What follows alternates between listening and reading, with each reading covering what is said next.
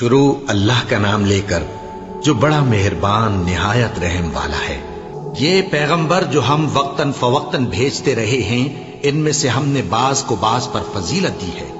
بعض ایسے ہیں جن سے اللہ نے گفتگو کی، اور بعض کے دوسرے امور میں مرتبے بلند کیے، اور عیسیٰ ابن مریم کو ہم نے کھلی ہوئی نشانیاں عطا کی اور روح القدس سے ان کو مدد دی، اور اگر اللہ چاہتا تو ان سے پچھلے لوگ اپنے پاس کھلی نشانیاں آنے کے بعد آپس میں نہ لڑتے، لیکن انہوں نے اختلاف کیا تو ان میں سے بعض تو ایمان لے آئے اور بعض کافر ہی رہے۔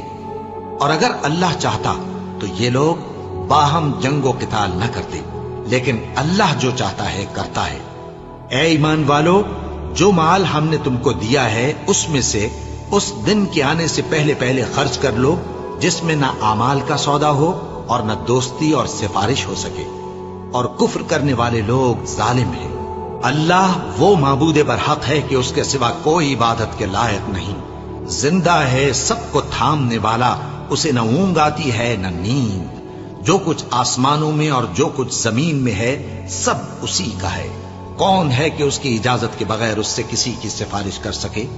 جو کچھ لوگوں کے روبرو ہو رہا ہے اور جو کچھ ان کے پیچھے ہو چکا ہے اسے سب معلوم ہے، اور لوگ اس کی معلومات میں سے کسی چیز پر دسترس حاصل نہیں کر سکتے۔ ہاں، جس قدر وہ چاہتا ہے اسی قدر معلوم کرا دیتا ہے۔ اس کی بادشاہی اور علم آسمان اور زمین سب پر حاوی ہے، اور اسے ان کی حفاظت کچھ بھی دشوار نہیں۔ وہ بڑا عالی رتبہ ہے، جلیل القدر ہے۔ دین اسلام میں کوئی زبردستی نہیں ہے۔ ہدایت صاف طور پر ظاہر اور گمراہی سے الگ ہو چکی ہے۔ تو جو شخص بتوں سے اعتقاد نہ رکھے اور اللہ پر ایمان لائے، اس نے ایسی مضبوط رسی ہاتھ میں پکڑ لی ہے جو کبھی ٹوٹنے والی نہیں، اور اللہ سب کچھ سنتا ہے، سب کچھ جانتا ہے۔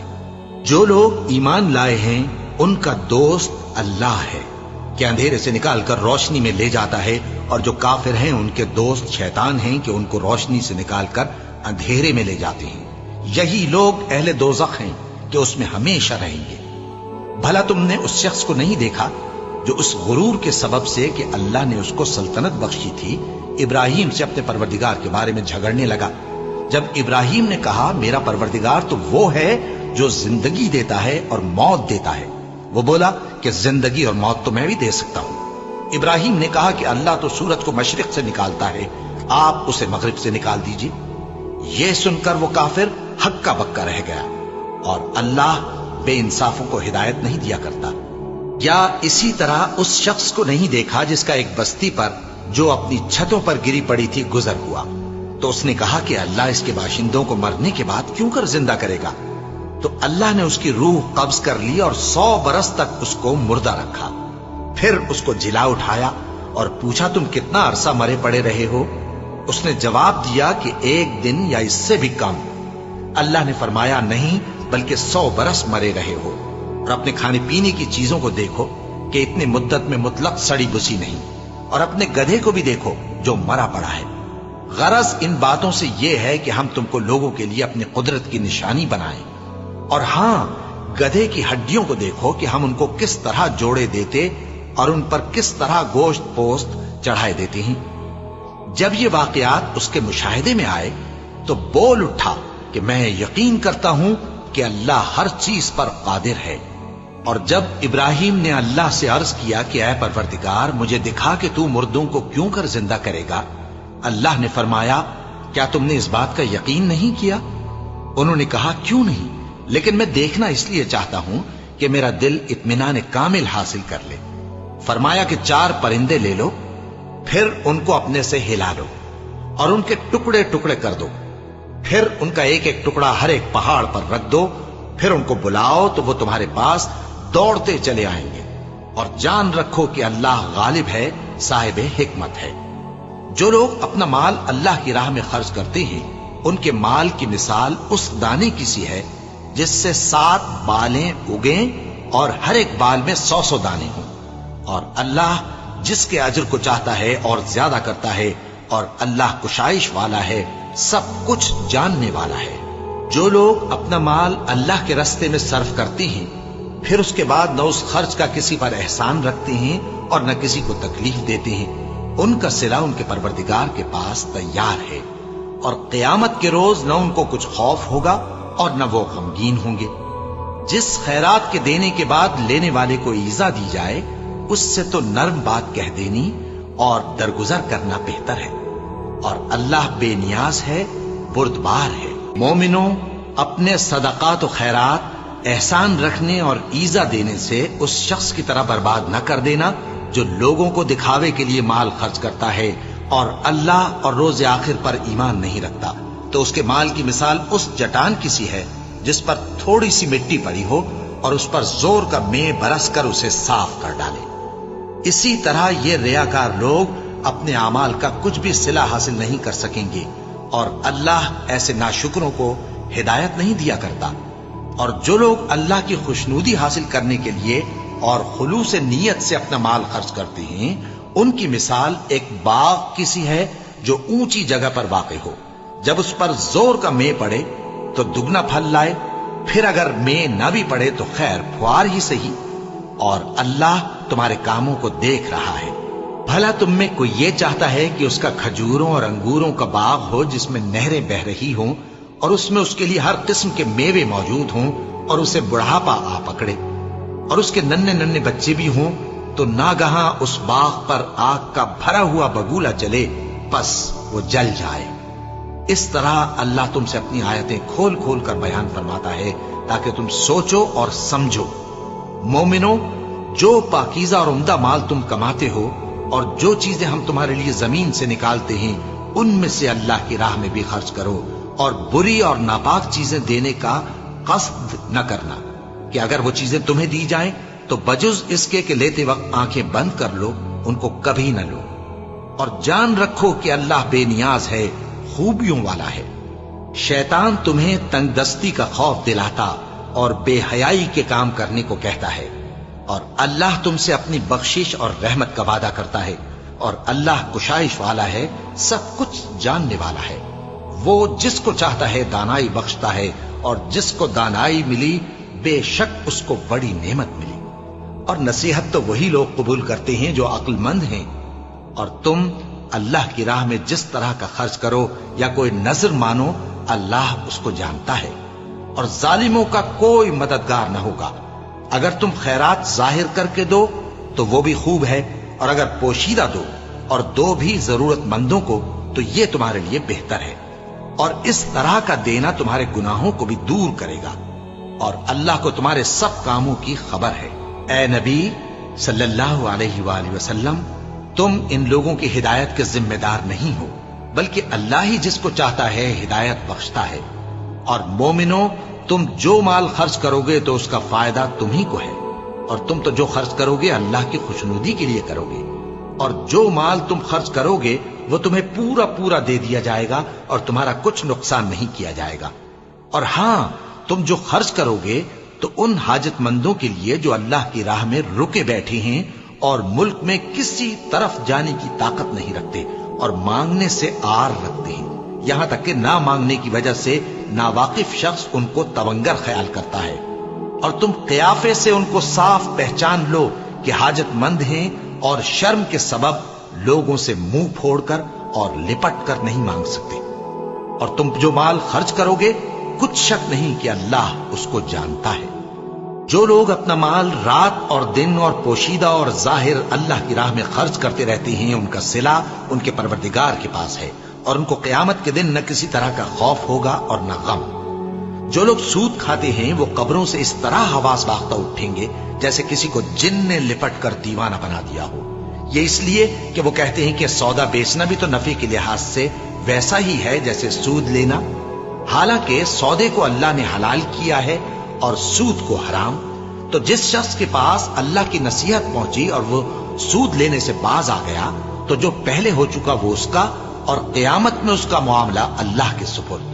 اور جو پھر لینے لگا تو ایسے لوگ دوزخی ہیں کہ ہمیشہ دوزخ میں جلتے رہیں گے۔ اللہ سود کو نابود یعنی بے برکت کرتا اور خیرات کی برکت کو بڑھاتا ہے، اور اللہ کسی ناشکر گناہگار کو دوست نہیں رکھتا۔ جو لوگ ایمان لائے اور نیک عمل کرتے اور نماز پڑھتے اور زکات دیتے رہے، ان کو ان کے کاموں کا صلہ اللہ کے ہاں ملے گا، اور قیامت کے دن ان کو نہ کچھ خوف ہوگا اور نہ وہ غمناک ہوں گے۔ مومنو، اللہ سے ڈرو، اور اگر ایمان رکھتے ہو تو جتنا سود باقی رہ گیا ہے اس کو چھوڑ دو۔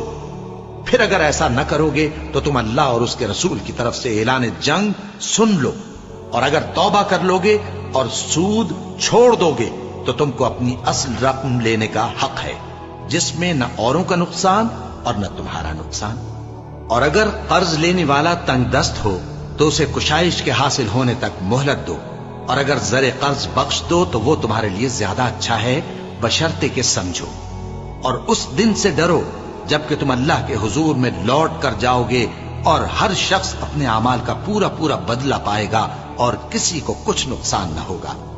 مومنو، جب تم آپس میں کسی میعاد معین کے لیے قرض کا معاملہ کرنے لگو تو اس کو لکھ لیا کرو، اور لکھنے والا تم میں کسی کا نقصان نہ کرے بلکہ انصاف سے لکھے۔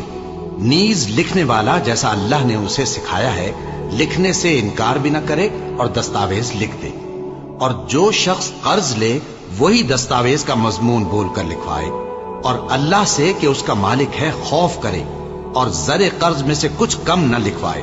اور اگر قرض لینے والا کم عقل یا ضعیف ہو یا مضمون لکھوانے کی قابلیت نہ رکھتا ہو تو جو اس کا ولی ہو وہ انصاف کے ساتھ مضمون لکھوائے، اور اپنے میں سے 2 مردوں کو ایسے معاملے کے گواہ کر لیا کرو، اور اگر 2 مرد نہ ہوں تو 1 مرد اور 2 عورتیں جن کو تم گواہ پسند کرو کافی ہیں، کہ اگر ان میں سے ایک بھول جائے گی تو دوسری اسے یاد دلا دے گی۔ اور جب گواہ گواہی کے لیے طلب کیے جائیں تو انکار نہ کریں۔ اور قرض تھوڑا ہو یا بہت اس کی دستاویز کے لکھنے لکھانے میں سستی نہ کرنا، یہ بات اللہ کے نزدیک نہایت قرین انصاف ہے، اور شہادت کے لیے بھی یہ بہت درست طریقہ ہے۔ اس سے تم کو کسی طرح کا شک و شبہ بھی نہیں پڑے گا۔ ہاں، اگر سودا دست بدست ہو جو تم آپس میں لیتے دیتے ہو تو اگر ایسے معاملے کے دستاویز نہ لکھو تو تم پر کچھ گناہ نہیں۔ اور جب خرید و فروخت کیا کرو، مثلا زمین جائیداد کی، تو بھی گواہ کر لیا کرو، اور کاتب دستاویز اور گواہ معاملہ کرنے والوں کا کسی طرح کا نقصان نہ کریں۔ اگر تم لوگ ایسا کرو تو یہ تمہارے لیے گناہ کی بات ہے، اور اللہ سے ڈرو اور دیکھو کہ وہ تم کو کیسی مفید باتیں سکھاتا ہے، اور اللہ ہر چیز سے واقف ہے۔ اور اگر تم سفر پر ہو اور دستاویز لکھنے والا نہ مل سکے تو کوئی چیز رہن با قبضہ رکھ کر قرض لے لو، اور اگر تم میں سے کوئی دوسرے کو امین سمجھے یعنی رہن کے بغیر قرض دے دے تو امانت دار کو چاہیے کہ صاحب امانت کی امانت ادا کر دے، اور اللہ سے جو اس کا پروردگار ہے ڈرے، اور دیکھنا شہادت کو مت چھپانا، جو اس کو چھپائے گا وہ دل کا گناہگار ہوگا۔ اور اللہ تمہارے سب کاموں سے واقف ہے، جو کچھ آسمانوں میں اور جو کچھ زمین میں ہے سب اللہ ہی کا ہے۔ تم اپنے دلوں کی بات کو ظاہر کرو گے تو اور چھپاؤ گے تو اللہ تم سے اس کا حساب لے گا، پھر وہ جسے چاہے مغفرت کرے اور جسے چاہے عذاب دے، اور اللہ ہر چیز پر قادر ہے۔ رسول اللہ صلی اللہ علیہ وآلہ وسلم اس کتاب پر جو ان کے پروردگار کی طرف سے ان پر نازل ہوئی ایمان رکھتے ہیں، اور مومن بھی سب اللہ پر اور اس کے فرشتوں پر اور اس کے کتابوں پر اور اس کے پیغمبروں پر ایمان رکھتے ہیں، اور کہتے ہیں کہ ہم اس کے پیغمبروں سے کسی میں کچھ فرق نہیں کرتے، اور وہ اللہ سے عرض کرتے ہیں کہ ہم نے تیرا حکم سنا اور قبول کیا۔ اے پروردگار، ہم تیری بخشش مانگتے ہیں اور تیری ہی طرف لوٹ کر جانا ہے۔ اللہ کسی شخص کو اس کی طاقت سے زیادہ کا ذمہ دار نہیں بناتا۔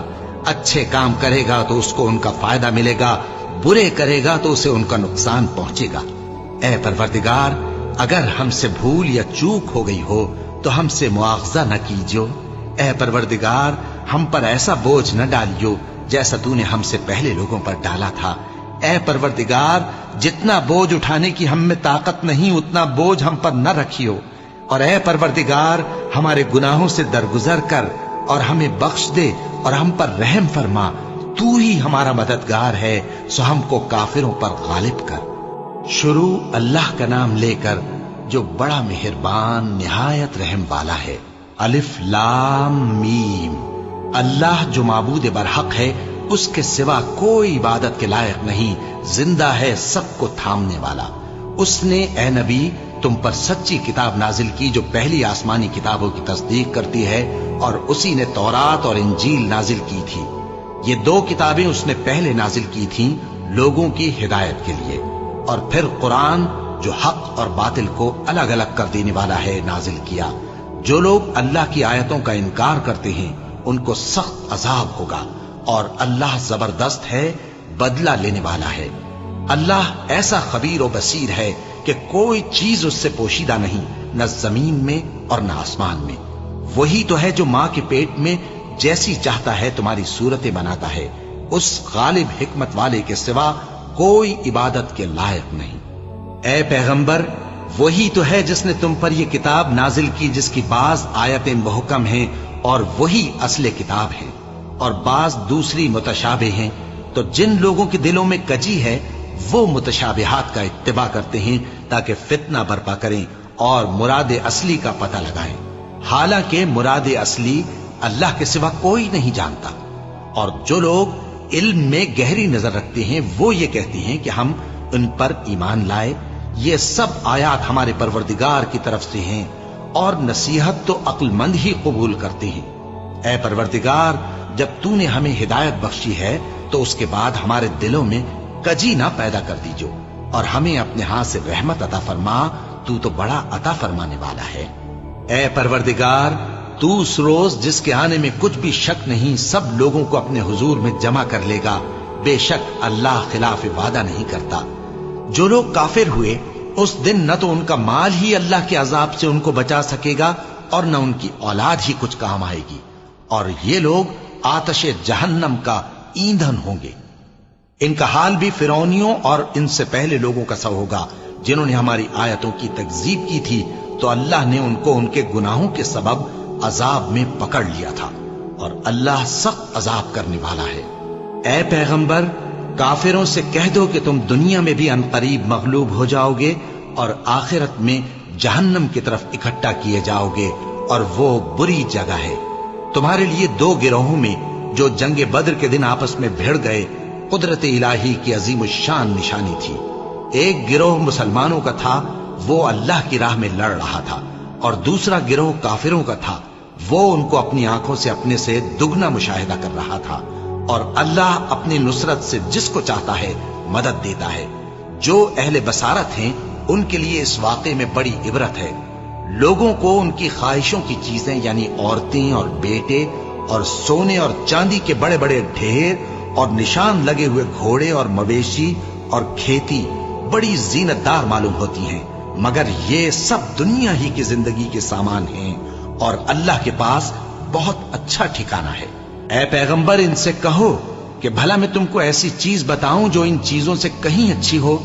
सुनो, जो लोग परहेजगार हैं उनके लिए अल्लाह के यहाँ बागात बहिश्त हैं जिनके नीचे नहरें बह रही हैं, उनमें वो हमेशा रहेंगे, और पाकीज़ा बीवियां हैं, और सबसे बढ़कर अल्लाह की खुशनूदी। और अल्लाह अपने सब बंदों को देख रहा है जो अल्लाह से इल्तिजा करते हैं कि ऐ परवरदिगार, हम ईमान ले आए सो हमको हमारे गुनाह मुआफ फरमा और हमको दोज़ख के अजाब से महफूज रख। ये वो लोग हैं जो मुश्किलात में सब्र करते और सच बोलते और इबादत में लगे रहते और नेकी में खर्च करते और औकात सहर में गुनाहों की मुआफी मांगा करते हैं। अल्लाह तो इस बात की गवाही देता है कि उसके सिवा कोई माबूद नहीं, इस हाल में कि वो इंसाफ का हाकिम है, और फरिश्ते और इल्म वाले भी गवाही देते हैं कि उस गालिब हिकमत वाले के सिवा कोई लायक इबादत नहीं। दीन तो अल्लाह के नजदीक इस्लाम ही है, और अहले किताब ने जो इस दीन से इख्तिलाफ किया तो इल्म हासिल होने के बाद आपस की जिद से किया। और जो शख्स अल्लाह की आयतों को न माने तो अल्लाह जल्द हिसाब लेने वाला है। ऐ पैगंबर, बस अगर ये लोग तुमसे झगड़ने लगे तो कहना कि मैं और मेरे पैरव तो अल्लाह के फर्माबरदार हो चुके। और अहले किताब और अनपढ़ लोगों से कहो कि क्या तुम भी अल्लाह के फर्माबरदार बनते और इस्लाम लाते हो? बस अगर ये लोग इस्लाम ले आए तो बेशक हिदायत पालें, और अगर तुम्हारा कहा ना माने तो तुम्हारा काम सिर्फ अल्लाह का पैगाम पहुंचा देना है, और अल्लाह अपने बंदों को देख रहा है। जो लोग अल्लाह की आयतों को नहीं मानते और अंबिया को नाहक कत्ल करते रहे हैं और जो इंसाफ करने का हुक्म देते हैं उन्हें भी मार डालते हैं, उनको दुख देने वाले अजाब की खुशखबरी सुना दो। ये ऐसे लोग हैं जिनके अमाल दुनिया और आखिरत दोनों में बर्बाद हैं और इनका कोई मददगार नहीं होगा। भला तुमने उन लोगों को नहीं देखा जिनको किताब यानी तौरात से हिस्सा दिया गया और वो इस किताबुल्लाह यानी कुरान की तरफ बुलाए जाते हैं ताकि ये उनके तनाजुआत का उनमें फैसला कर दे।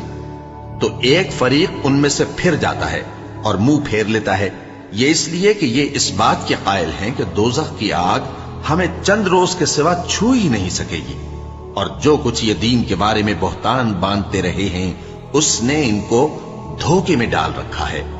तो उस वक्त क्या हाल होगा जब हम इनको जमा करेंगे, यानी उस रोज जिसके आने में कुछ भी शक नहीं, और हर नफ्स अपने अमाल का पूरा पूरा बदला पाएगा और उन पर जुल्म नहीं किया जाएगा।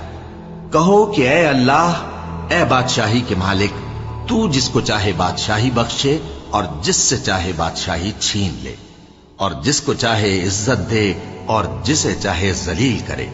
हर तरह की भलाई तेरे ही हाथ है और बेशक तू हर चीज पर कादिर है। तू ही रात को दिन में दाखिल करता और तू ही दिन को रात में दाखिल करता है। तू ही बेजान से जानदार पैदा करता है और तू ही जानदार से बेजान पैदा करता है, और तू ही जिसको चाहता है बेहिसाब रिस्क बख्शता है। मोमिनों को चाहिए कि मोमिनों के सिवा काफिरों को दोस्त न बनाए, और जो ऐसा करेगा उससे अल्लाह का कुछ अहद नहीं।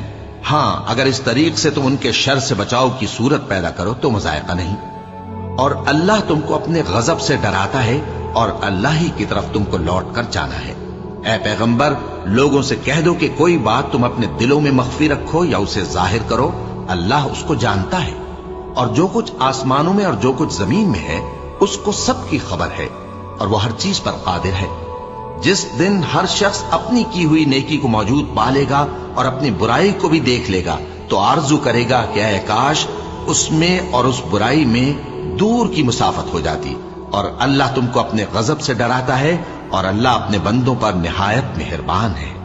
ऐ पैगंबर, लोगों से कह दो कि अगर तुम अल्लाह को दोस्त रखते हो तो मेरी पैरवी करो, अल्लाह भी तुम्हें दोस्त रखेगा और तुम्हारे गुनाह मुआफ कर देगा, और अल्लाह बख्शने वाला है, मेहरबान है। कह दो कि अल्लाह और उसके रसूल का हुक्म मानो, बस अगर वो न माने तो अल्लाह भी काफिरों को दोस्त नहीं रखता। अल्लाह ने आदम और नूह और खानदान इब्राहिम और खानदान इमरान को तमाम जहान के लोगों में से मुंतखब फरमाया था। उनमें से बाज बाज की औलाद थे, और अल्लाह सुनने वाला है, जानने वाला है। वो वक्त याद करने के लायक है जब इमरान की बीवी ने कहा कि ऐ परवरदिगार, जो बच्चा मेरे पेट में है मैं इसको तेरी नजर करती हूँ, इसे दुनिया के कामों से आजाद रखूंगी, तू इसे मेरी तरफ से कबूल फरमा, तू तो सुनने वाला है, जानने वाला है।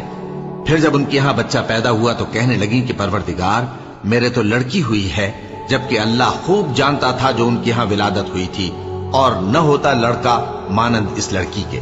और कहने लगी, मैंने इसका नाम मरियम रखा है, और मैं इसको और इसकी औलाद को शैतान मरदूद से तेरी पनाह में देती हूँ। तो उसके परवरदिगार ने उसको पसंदीदगी के साथ कबूल फरमाया और उसे अच्छी तरह परवरिश किया, और जकरिया को उसका कफील बनाया। जकरिया जब कभी इबादतगाह में उसके पास जाते तो उसके पास खाना पाते। ये कैफियत देखकर एक दिन मरियम से पूछने लगे कि मरियम, ये खाना तुम्हारे पास कहां से आता है? वो बोली कि अल्लाह के यहां से आता है, बेशक अल्लाह जिसे चाहता है बेहिसाब रिस्क देता है। उस वक्त जकरिया ने अपने परवरदिगार को पुकारा, अर्ज की कि परवरदिगार, मुझे अपनी तरफ से औलाद स्वालेह अता फरमा, तू बेशक दुआ सुनने वाला है।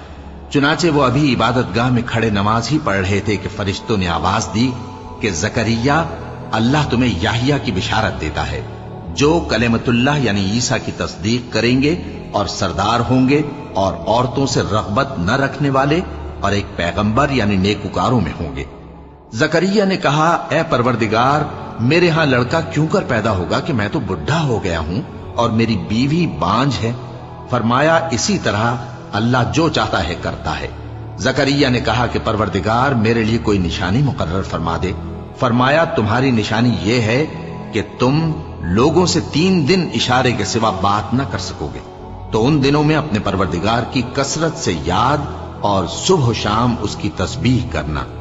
اور جب فرشتوں نے مریم سے کہا کہ مریم، اللہ نے تم کو برگزیدہ کیا ہے اور تمہیں پاک بنایا ہے اور دنیا جہان کی عورتوں میں سے تم کو منتخب کیا ہے، اے مریم اپنے پروردگار کی فرما برداری کرنا اور سجدہ کرنا اور رکوع کرنے والوں کے ساتھ رکوع کرنا۔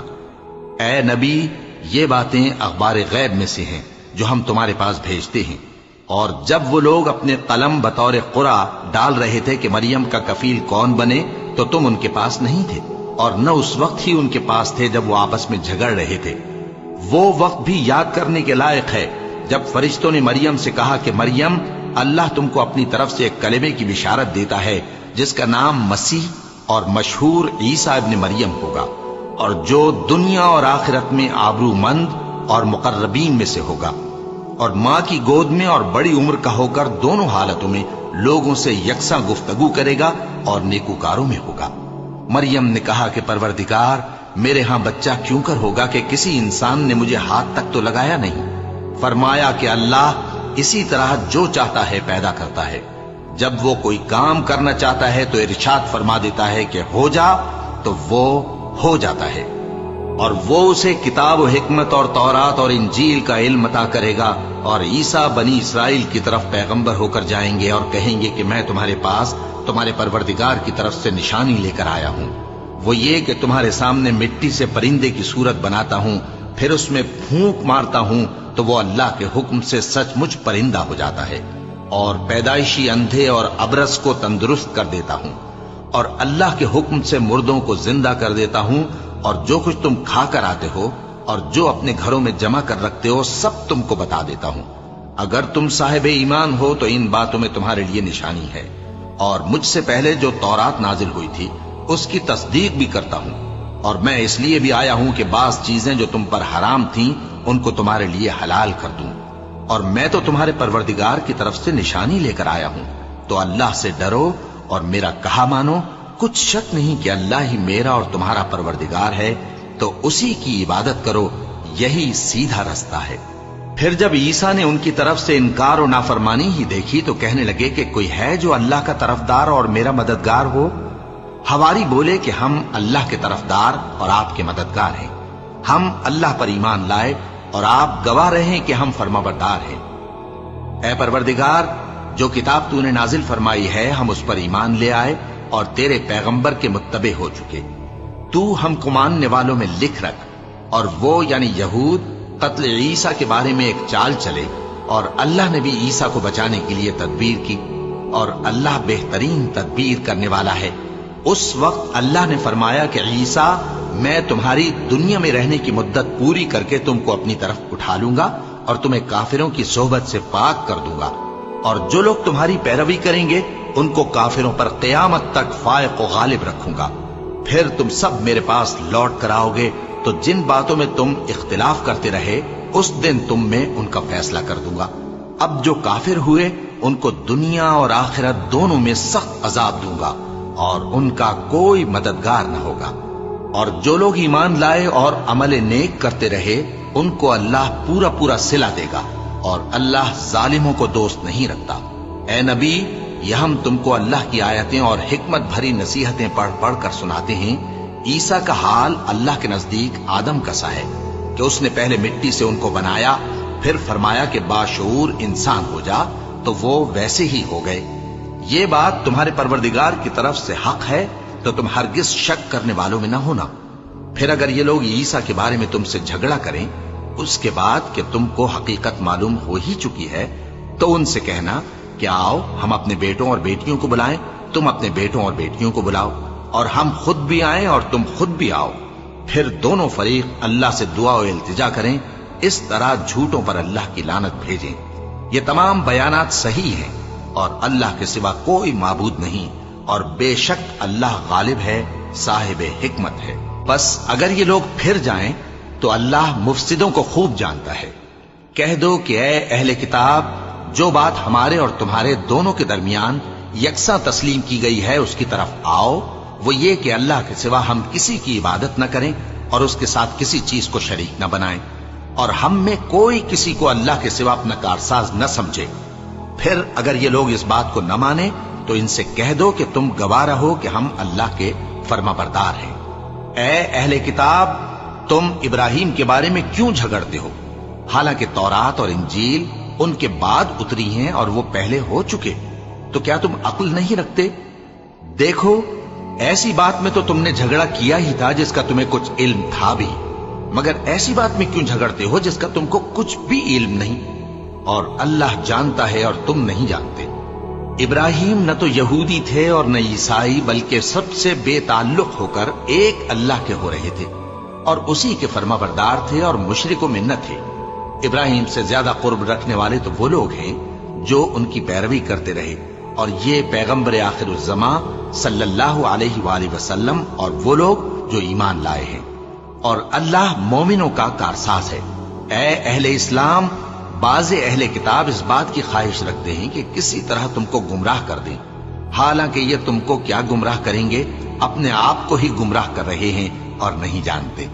اے اہل کتاب، تم اللہ کی آیتوں سے کیوں انکار کرتے ہو اور تم تورات کو مانتے تو ہو؟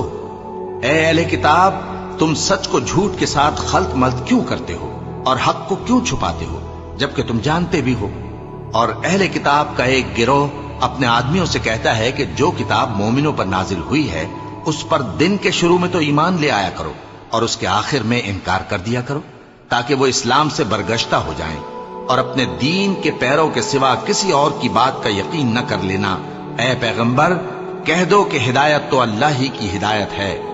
وہ یہ بھی کہتے ہیں، یہ بھی نہ ماننا کہ جو چیز تم کو ملی ہے ویسی کسی اور کو بھی مل سکتی ہے، ورنہ وہ تم پر تمہارے رب کے روبرو حجت قائم کر دیں گے۔ اے پیغمبر، کہہ دو کہ بزرگی اللہ ہی کے ہاتھ میں ہے، وہ جسے چاہتا ہے دیتا ہے، اور اللہ کشائش والا ہے، علم والا ہے۔ وہ اپنی رحمت سے جس کو چاہتا ہے خاص کر لیتا ہے، اور اللہ بڑے فضل کا مالک ہے۔ اور اہل کتاب میں سے کوئی تو ایسا ہے کہ اگر تم اس کے پاس دیناروں کا ڈھیر امانت رکھ دو تو تم کو فوراً واپس دے دے، اور کوئی اس طرح کا ہے کہ اگر اس کے پاس 1 دینار بھی امانت رکھو تو جب تک اس کے سر پر ہر وقت کھڑے نہ رہو تمہیں دے ہی نہیں۔ یہ اس لیے کہ وہ کہتے ہیں کہ امیوں کے بارے میں ہم سے مواخذہ نہیں ہوگا۔